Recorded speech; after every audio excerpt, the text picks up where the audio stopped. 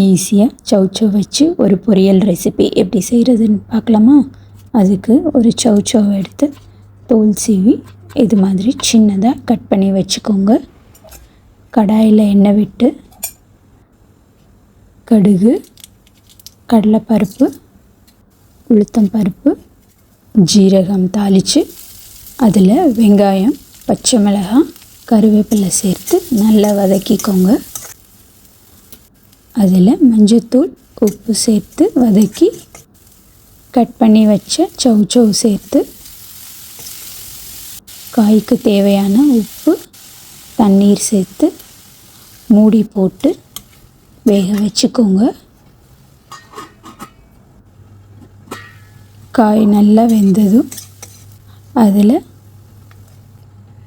துருவின தேங்காய் சேர்த்து இறக்கின சுவையான சௌச்சௌ பொரியல் ரெடி.